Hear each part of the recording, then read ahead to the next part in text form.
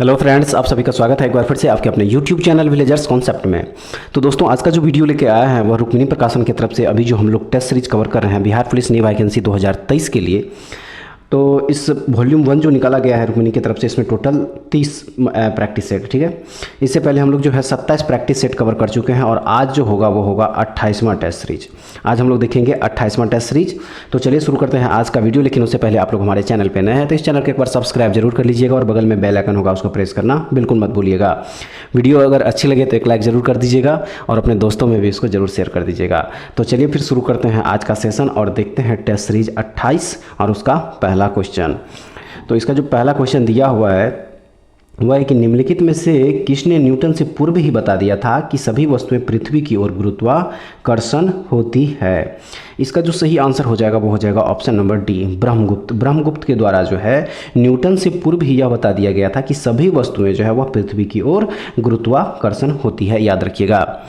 ब्रह्मगुप्त ने ब्रह्म सिद्धांतिका पुस्तक में लिखा है कि पृथ्वी स्वभावतः प्रत्येक वस्तुओं को अपनी ओर खींचती है, याद रखिएगा। नेक्स्ट देखेंगे क्वेश्चन नंबर 2 कि उष्मा किस प्रक्रिया से सर्वाधिक तीव्र गति से स्थानांतरित होती है। सही आंसर हो जाएगा ऑप्शन नंबर सी, विकिरण। विकिरण प्रक्रिया से जो है सर्वाधिक तीव्र गति से स्थानांतरित होती है उष्मा, याद रखिएगा ऑप्शन नंबर सी सही हो जाएगा। अगला क्वेश्चन देखेंगे क्वेश्चन नंबर 3। क्वेश्चन नंबर 3 में दिया हुआ है कि निम्न में से कौन सा विद्युत अचुंबकीय है। कौन सा विद्युत अचुंबकीय है। इसका जो सही आंसर हो जाएगा वो हो जाएगा ऑप्शन नंबर सी, जस्ता। जस्ता जो है वह विद्युत अचुंबकीय है, याद रखिएगा। नेक्स्ट क्वेश्चन है क्वेश्चन नंबर 4। इसमें दिया हुआ है कि पूरे भारत में 5 सितंबर को शिक्षक दिवस किस व्यक्ति की जयंती पर मनाया जाता है। इसका सही आंसर हो जाएगा डॉक्टर सर्वपल्ली राधाकृष्णन जी की जयंती पर जो है पूरे भारत में 5 सितंबर को शिक्षक दिवस मनाया जाता है, याद रखिएगा। अगला क्वेश्चन देखिए क्वेश्चन नंबर 5।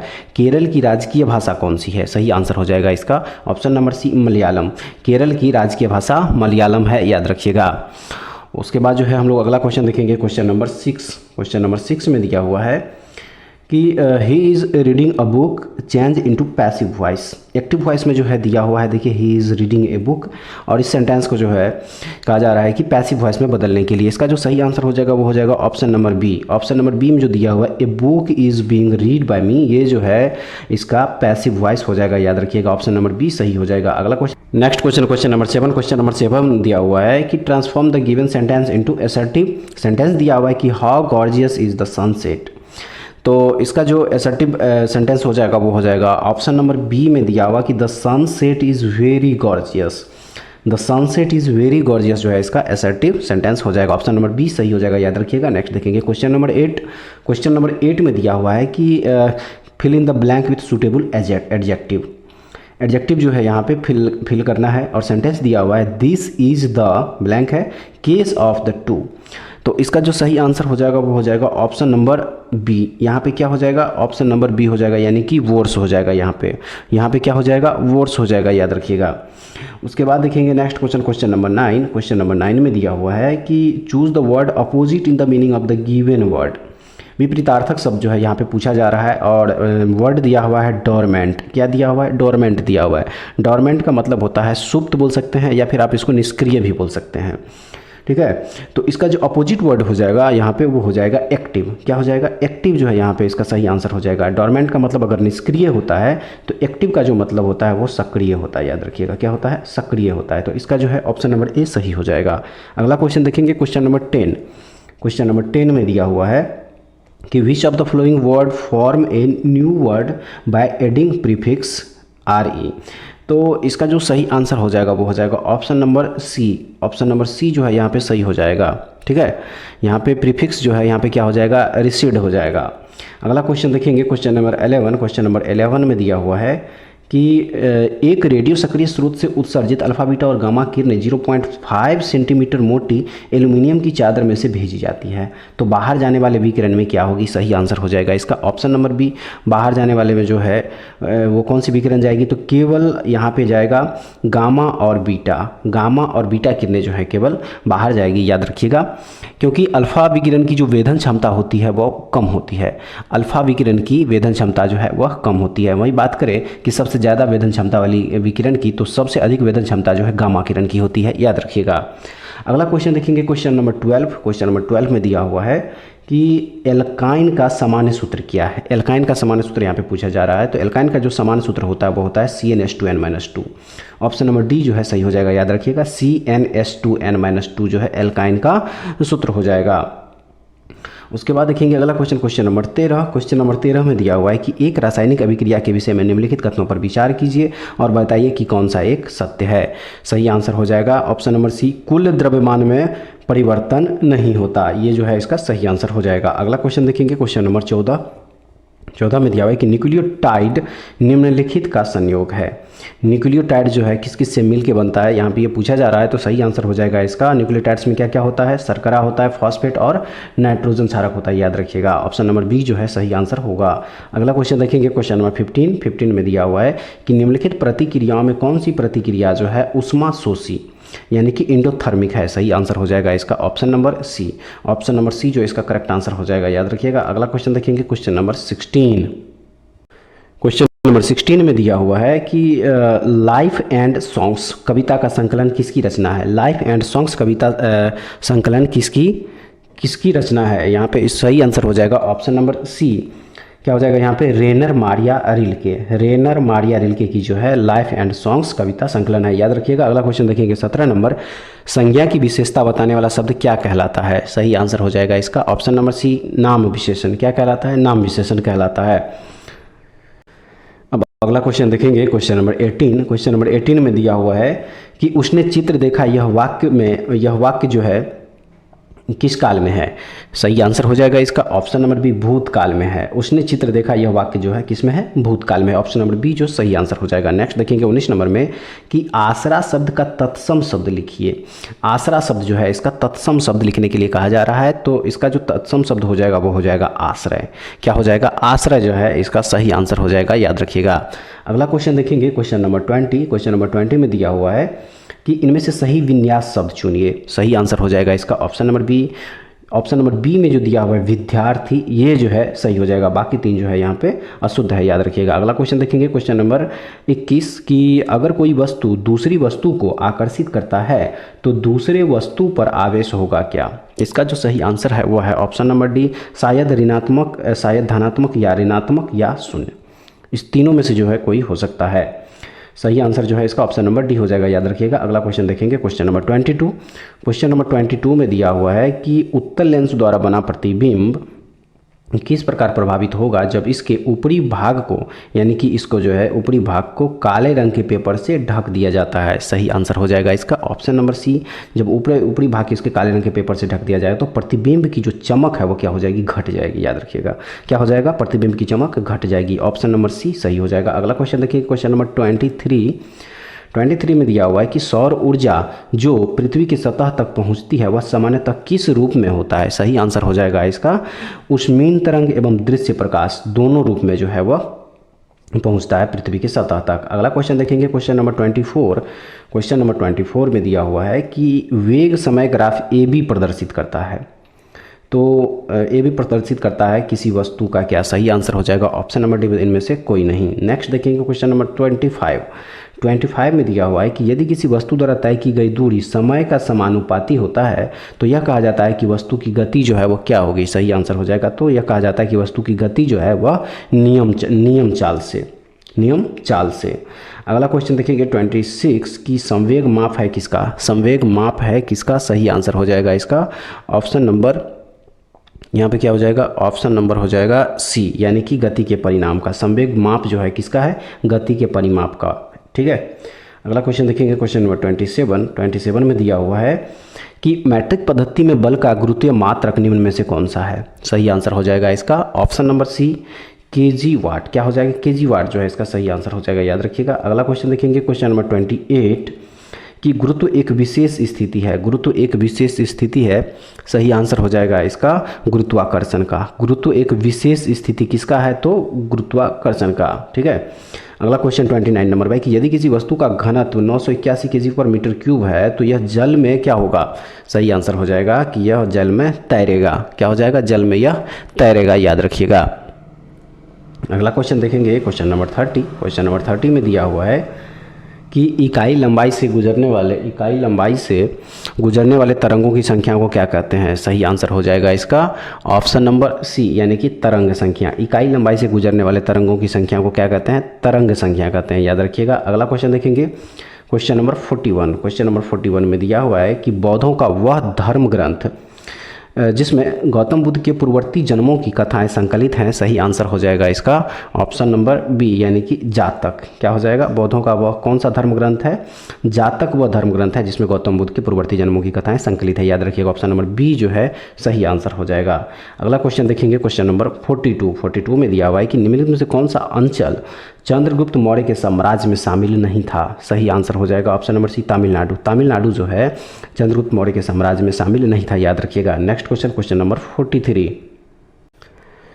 क्वेश्चन नंबर 43 में दिया हुआ है कि बिंदुसार के शासनकाल में अशोक को किस अंचल का प्रशासक बनाया गया था। सही आंसर हो जाएगा इसका ऑप्शन नंबर डी, ए एवं बी दोनों, यानी कि तक्षशिला एवं उज्जैनी दोनों के, तक्षशिला एवं उज्जैनी दोनों के जो है दोनों अंचल का जो है प्रशासक बनाया गया था अशोक को बिंदुसार के शासनकाल में, याद रखिएगा। अगला क्वेश्चन देखेंगे, क्वेश्चन नंबर 44 में दिया हुआ है कि उत्तर भारत में गणतंत्र एवं राजतंत्र समूहों की स्थापना हुई थी कब। सही आंसर हो जाएगा ऑप्शन नंबर सी में 6ठी शताब्दी ईसा पूर्व में।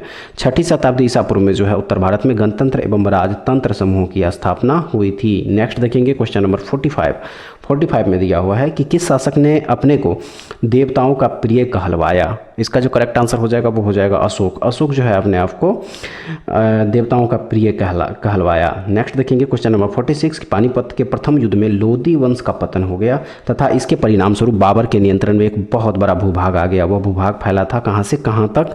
करेक्ट आंसर हो जाएगा ऑप्शन नंबर बी, दिल्ली से आगरा तक। दिल्ली से आगरा तक जो है यह भूभाग फैला हुआ था। ज्ञात हो कि पानीपत का जो प्रथम युद्ध हुआ था वह हुआ था 1526 ईस्वी में। 1526 ईस्वी में जो पानीपत का प्रथम युद्ध हुआ था और यह युद्ध हुआ था बाबर और इब्राहिम लोदी के बीच में, जिसमें कि बाबर विजय हुआ था। नेक्स्ट देखेंगे, क्वेश्चन नंबर 47। क्वेश्चन नंबर 47 में दिया हुआ है कि दक्षिण भारत के विजयनगर राज्य के मुख्य प्रतिद्वंदी खाली जगह के सुल्तान थे। सही आंसर हो जाएगा ऑप्शन नंबर डी, बहमनी राज्य के मुख्य प्रतिद्वंदी जो है वह बहमनी राज्य के सुल्तान थे। नेक्स्ट देखेंगे 48, उत्तर भारत का भक्ति आंदोलन खाली जगह की भक्ति के इर्द गिर्द विकसित हुआ, यानी कि किसकी भक्ति के इर्द गिर्द जो है विकसित हुआ। सही आंसर हो जाएगा ऑप्शन नंबर डी, यानी कि ए और बी दोनों हो जाएगा, राम और कृष्ण। उत्तर भारत का जो भक्ति आंदोलन है वह राम कृष्ण की भक्ति के इर्द गिर्द जो है विकसित हुआ, याद रखिएगा ऑप्शन नंबर डी जो है इस क्वेश्चन का सही आंसर हो जाएगा। नेक्स्ट देखेंगे क्वेश्चन नंबर 49। क्वेश्चन नंबर 49 में दिया हुआ है कि all India trade union Congress के बम्बई अधिवेशन की अध्यक्षता किसने की। All India trade union Congress के बम्बई अधिवेशन की अध्यक्षता किसने की थी। सही आंसर हो जाएगा लाला लाजपत राय ने। लाला लाजपत राय के द्वारा जो है all India trade union Congress के बम्बई अधिवेशन की अध्यक्षता करी गई थी, याद रखिएगा।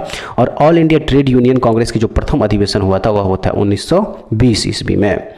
उसके बाद हम लोग देखेंगे अब अगला question, question number 50। Question number 50 में दिया हुआ है कि चट्टानें कितने प्रकार की होती है। चट्टानें जो है वह कितने प्रकार की होती है। सही आंसर हो जाएगा 3 प्रकार के। चट्टानें कितने प्रकार के होते हैं, तो 3 प्रकार के होते हैं। और वो कौन कौन से चट्टान है। पहला है आग्नेय चट्टान। कौन सा है, आग्नेय चट्टान है, याद रखिएगा।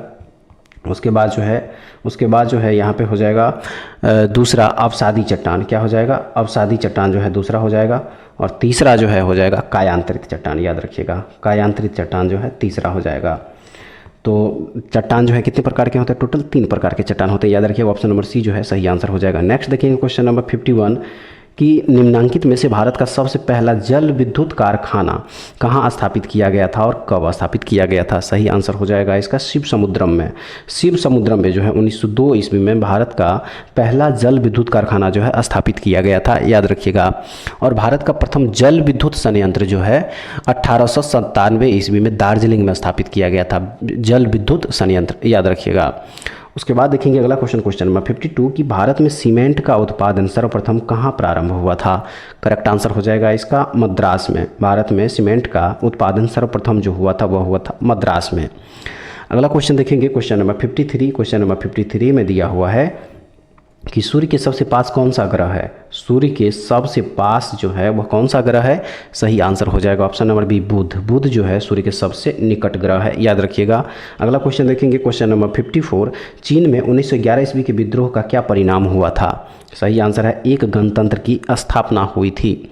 चीन में 1911 ईस्वी के विद्रोह से एक गणतंत्र की स्थापना हुई थी और डॉक्टर सन्यात सेन द्वारा जो है गणतंत्र की स्थापना करी गई थी, याद रखिएगा। किनके द्वारा? डॉक्टर सन्यात सेन के द्वारा। सन्यात सेन के द्वारा जो है, याद रखिए, गणतंत्र की स्थापना करी गई थी।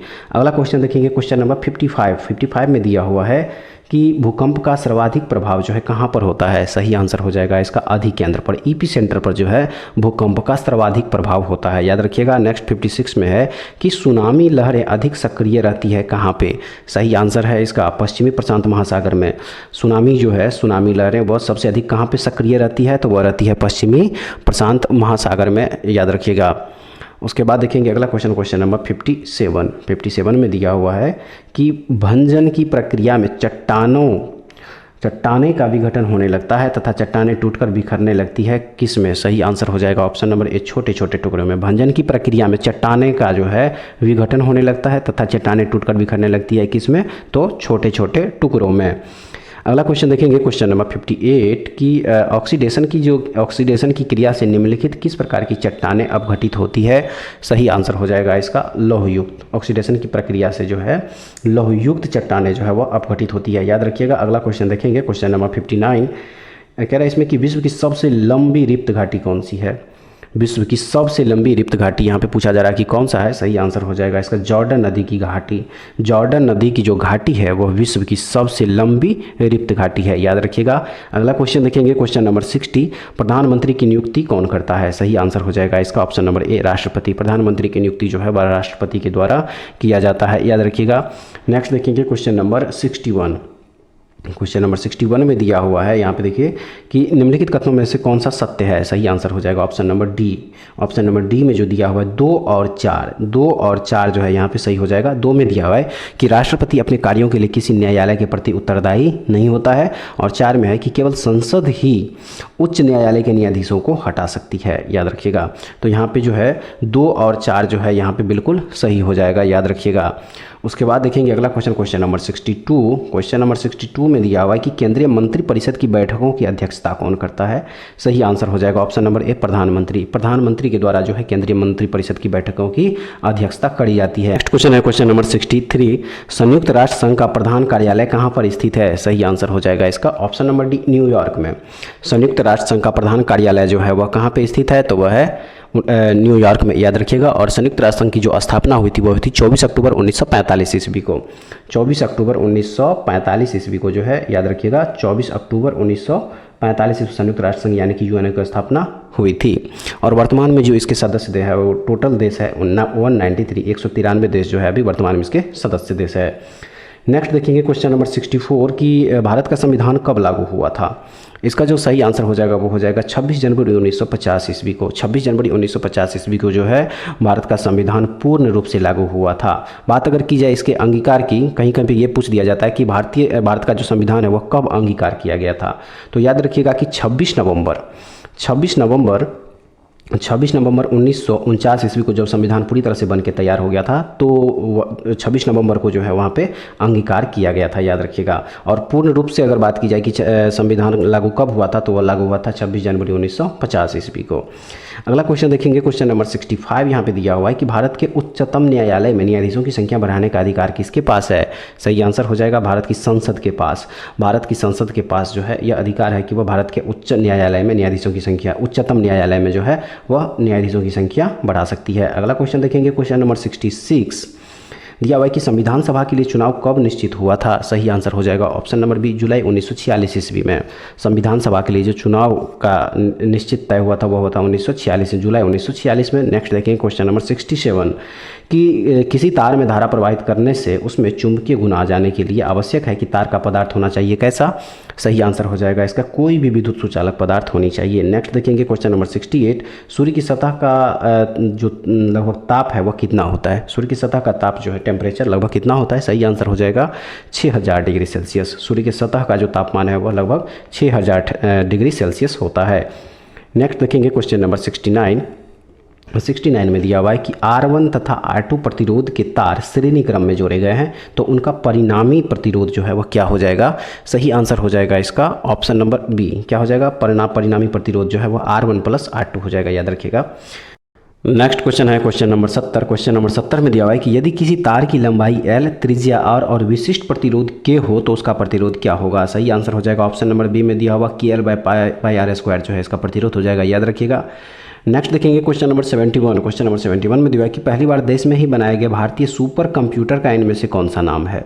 इसका जो करेक्ट आंसर हो जाएगा वो हो जाएगा ऑप्शन नंबर ए, परम। परम जो है भारत का पहला सुपर कंप्यूटर है, याद रखिएगा। नेक्स्ट देखेंगे 72 नंबर में निम्नलिखित में से कौन सा ग्रेफाइट का एक गुण नहीं है। सही आंसर है कि इसका गलनांक निम्न होता है, यह जो है ग्रेफाइट का एक गुण नहीं है। अगला क्वेश्चन देखेंगे 73 नंबर में दिया हुआ है कि एक तत्व M का परमाणु क्रमांक 30 है तथा दूसरे तत्व N का परमाणु क्रमांक 15 है, तो M तथा N के संयोग से बने यौगिक का संभावित अणुसूत्र क्या होगा। सही आंसर हो जाएगा इसका ऑप्शन नंबर डी, M3N2। क्या हो जाएगा इसका, इस यौगिक का जो संभावित अणुसूत्र होगा वो होगा M3N2। नेक्स्ट देखेंगे क्वेश्चन नंबर 74 में दिया हुआ है कि निम्नलिखित में से कौन सा कथन गलत है। तो इसमें से जो गलत कथन है वह है ऑप्शन नंबर बी, यकृत बाईं ओर उदय के ऊपरी हिस्से में स्थित है। यह जो है यहाँ पे कथन गलत हो जाएगा, याद रखिएगा। यकृत बाईं और उदर के ऊपरी हिस्से में स्थित है, ये कथन जो है गलत हो जाएगा। और यकृत का वजन जो है लगभग 1.5 से लेकर 2 kg तक होता है, याद रखिएगा। और यकृत द्वारा ही पित्त स्रावित होता है और यह पित्त आंत में उपस्थित एंजाइम की क्रिया को तीव्र कर देता है। उसके बाद देखेंगे अगला क्वेश्चन, क्वेश्चन नंबर 75 में जो दिया हुआ है वह है कि CH3CH2CH2OH का IUPAC का नाम जो है क्या हो जाएगा। सही आंसर हो जाएगा इसका ऑप्शन नंबर यहाँ पे डी हो जाएगा, प्रोपेनॉल। इसका जो है IUPAC नाम जो है क्या हो जाएगा, वो हो जाएगा प्रोपेनॉल हो जाएगा। अगला क्वेश्चन 76 नंबर, बैठक शब्द में कौन सा प्रत्यय है। सही आंसर हो जाएगा इसका ऑप्शन नंबर सी, अक। कौन सा प्रत्यय है बैठक शब्द में, अक प्रत्यय है, याद रखिएगा। उसके बाद जो है अगला क्वेश्चन देखेंगे क्वेश्चन नंबर 77 में दिया हुआ है कि ऋषि की गाय बहुत दूध देती है। ऋषि की गाय बहुत दूध देती है वाक्य में रेखांकित शब्द किस विशेषण का उदाहरण है। सही आंसर हो जाएगा इसका ऑप्शन नंबर डी, परिमाण बोधक। क्या हो जाएगा, परिमाण बोधक विशेषण का जो है उदाहरण है यहाँ पे। नेक्स्ट है क्वेश्चन नंबर 78 में कि जब कर्ता एक क्रिया समाप्त कर उसी क्षण दूसरी क्रिया में प्रवृत्त होता है तो पहली क्रिया क्या कहलाती है। तो पहली क्रिया जो है यहाँ पे क्या कहलाती है, पूर्वकालिक क्रिया कहलाती है। नेक्स्ट 79 नंबर में कि उत्कंठित का पर्यायवाची नहीं है, इनमें से कौन सा। सही आंसर है यहाँ पे अभिलाषा। अभिलाषा जो है यहाँ पे उत्कंठित का पर्यायवाची नहीं है। उसके बाद देखेंगे अगला क्वेश्चन, क्वेश्चन नंबर 80 में दिया हुआ है कि निम्नलिखित में से कौन सा विलोम युग्म नहीं है। सही आंसर हो जाएगा ऑप्शन नंबर ए, सदाचार का दुराचारी जो है यह विलोम युग्म नहीं होगा।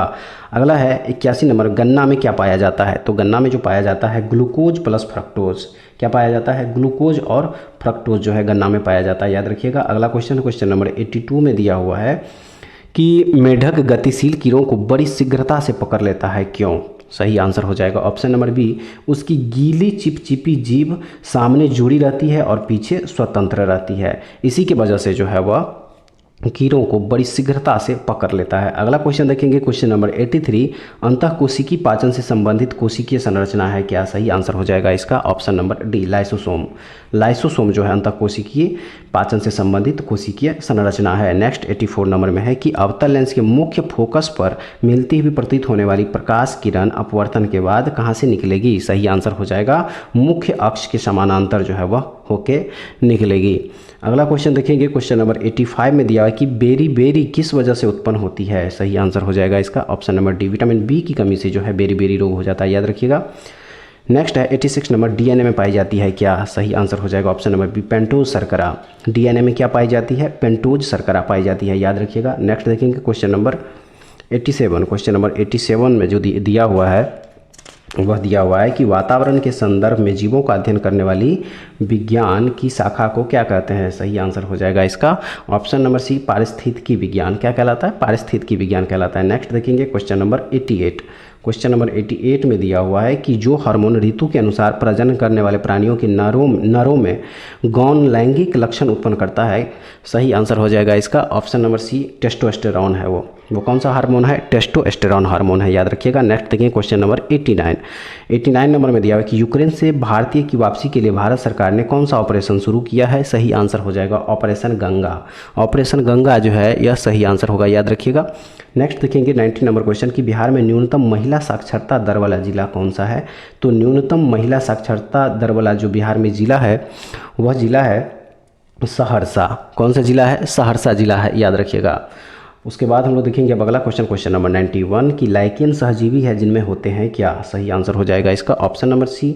लाइकेन में जो है शैवाल और कवक यानी फंजाई, एल्गी और फंजाई जो है दोनों होता है, याद रखिएगा। नेक्स्ट देखेंगे क्वेश्चन नंबर 92 में दिया हुआ है कि एशिया का सबसे बड़ा ट्यूलिप गार्डन का नाम क्या है? सही आंसर हो जाएगा option number D, Indira Gandhi memorial. क्या है? इंदिरा गांधी मेमोरियल जो है इसका सही आंसर हो जाएगा, याद रखिएगा। Indira Gandhi memorial tulip garden जो है जम्मू कश्मीर के श्रीनगर में स्थित है। कहाँ पे स्थित है? जम्मू कश्मीर में स्थित है, याद रखिएगा। अगला क्वेश्चन देखेंगे 93 नंबर में कि गांधीवादी अर्थव्यवस्था किस सिद्धांत पर आधारित थी? सही आंसर हो जाएगा इसका ऑप्शन नंबर सी, न्यासधारिता पर। न्यासधारिता पर जो है गांधीवादी अर्थव्यवस्था का जो सिद्धांत है आधारित है, याद रखिएगा। नेक्स्ट 94 नंबर में है कि रुपये के अवमूल्यन का संकल्पित लक्ष्य क्या है? सही आंसर हो जाएगा इसका उपरोक्त सभी। ऑप्शन नंबर डी जो है सही हो जाएगा, याद रखिएगा। नेक्स्ट देखेंगे 95 नंबर क्वेश्चन कि संघ द्वारा वसूल किए गए निम्नलिखित करों में से वह कर कौन सा है जिसे राज्यों को नहीं सौंपा जा सकता है? सही आंसर हो जाएगा ऑप्शन नंबर डी, सेवा कर यानी कि सर्विस टैक्स जो है यह राज्यों को नहीं सौंपा जाता है, याद रखिएगा। नेक्स्ट देखेंगे क्वेश्चन नंबर 96 में दिया हुआ है कि fill in the blank with appropriate article. यहाँ पे जो है एप्रोप्रिएट आर्टिकल जो है फिल करना है। सेंटेंस है विशु इज ब्लैंक है ओपन माइंडेड मैन। तो यहाँ पे जो है क्या हो जाएगा? सही आंसर हो जाएगा यहाँ पे हो जाएगा एन। क्या हो जाएगा? एन हो जाएगा, ठीक है। ओपन जो है वोवेल है, इससे पहले जो है ओपन में जो ओ शुरू हुआ है फर्स्ट लेटर का उच्चारण जो है हिंदी के वोवेल से होता है, तो इसी कारण यहाँ पे क्या हो जाएगा? एन हो जाएगा। नेक्स्ट देखेंगे 97 नंबर क्वेश्चन में दिया हुआ है कि fill in the blank with suitable conjunction. यहाँ पे क्या हो जाएगा? सुटेबल कंजंक्शन जो है फिल करना है। सेंटेंस है I went to the shopping centre, फिर ये ब्लैंक है और दिया हुआ है कि द शॉप्स वेयर क्लोज्ड। तो यहाँ पे जो हो जाएगा वो हो जाएगा ऑप्शन नंबर सी, बट। क्या हो जाएगा? यहाँ पे बट हो जाएगा, यहाँ पे बट हो जाएगा। नेक्स्ट देखेंगे 98 नंबर क्वेश्चन में दिया हुआ है कि find out the parts of speech of the word early in the sentence given below. Sentence दिया हुआ है the early bird catches the worm. तो इसका जो सही आंसर है वो है ऑप्शन नंबर सी में दिया हुआ है एडजेक्टिव। यहाँ पे क्या है? एडजेक्टिव हो जाएगा। अर्ली जो है यहाँ पे क्या हो जाएगा? एडजेक्टिव हो जाएगा। नेक्स्ट क्वेश्चन है क्वेश्चन नंबर 99 की which of the following word form a new word by adding suffix ance. सही आंसर हो जाएगा इसका ऑप्शन नंबर बी क्या हो जाएगा? एक्सेप्टेंस हो जाएगा। सफिक्स एंस से निर्मित शब्द जो है यहाँ पे क्या हो जाएगा? एक्सेप्टेंस हो जाएगा, जिसका मतलब क्या होता है? स्वीकारोक्ति होता है। अब देखेंगे हम लोग इस टेस्ट सीरीज का 28 टेस्ट सीरीज का लास्ट क्वेश्चन 100 नंबर है यहाँ पे कि translate the following sentence into Hindi. English का सेंटेंस दिया हुआ है, इसको हिंदी में जो क्या करना है? ट्रांसलेट करना है। और सेंटेंस है कि we should get up early in the morning. इसका जो ट्रांसलेट हो जाएगा वो हो जाएगा ऑप्शन नंबर ए में जो दिया हुआ है कि हम लोगों को सुबह में जल्दी उठना चाहिए। यही जो है इसका करेक्ट आंसर हो जाएगा। तो फ्रेंड्स ये था टेस्ट सीरीज 28 का जीके जीएस करंट हिंदी और इंग्लिश का क्वेश्चन। उम्मीद है कि आप लोगों को ये सारे क्वेश्चन जो अच्छे लेवल का क्वेश्चन लगा होगा। और आप लोगों को अगर इसका पीडीएफ चाहिए तो हमारे टेलीग्राम चैनल विलेजर्स कॉन्सेप्ट को ज्वाइन कर लीजिए। वहाँ से इसका पीडीएफ जो है टिक आंसर किया हुआ पीडीएफ आप लोग फ्री में वहाँ से डाउनलोड करके देख सकते हैं। तो ऐसे वीडियो पाने के लिए हमारे चैनल के साथ जुड़े रहिए। अगर आप लोग इस पर नए हैं तो इस चैनल को एक बार सब्सक्राइब जरूर कर लीजिएगा और बगल में बेल आइकन होगा, उसका प्रेस करना बिल्कुल मत भूलिएगा। तो नेक्स्ट वीडियो में दोबारा फिर से मिलेंगे, तब तक के लिए जय हिंद।